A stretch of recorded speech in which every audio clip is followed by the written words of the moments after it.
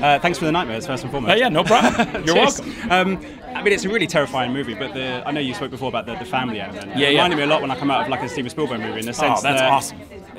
The family dynamic, all the other scares don't work unless the family. Right, exactly. I mean, was that the most important thing going into this film? Without a doubt, yeah. I mean, because I think that, you know, a friend of mine said, I wouldn't have pegged you to be the horror guy. And I said, yeah, well, I can't even watch horror movies. I'm too scared. Now I'm not. But he said, oh, that's why you made a good movie. And I said, what do you mean? He said, well, if you had aimed to make a scary movie, you might have missed the mark. But because you went for heart first, I think all the scares followed along. And that's why we really liked it. And I think that's...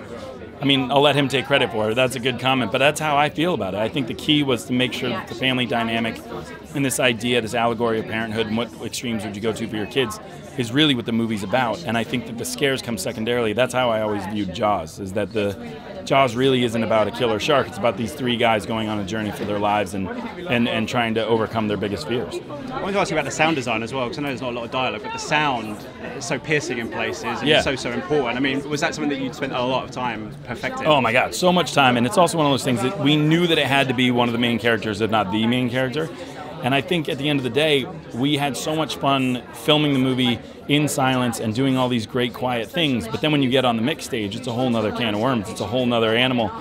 And we had so much fun figuring out the sound of the creature, when to put more sound in the movie, when to pull it out. And I think the best part about being on such a tight schedule to come out is, if I had another 6 weeks, I don't know if I'd be standing in front of you here today. I'd have gone crazy. I'd go through the looking glass. Just finally, I mean, as an actor, you've got a lot of things coming out. Jack Ryan, obviously, very exciting. But as a director, I mean, do you know what you want to do next? Is it more horror, or do you have a genre that you'd like to I'd tackle? love to do horror again. I mean, it's such an amazing genre, and storytelling-wise, it allows for so many options.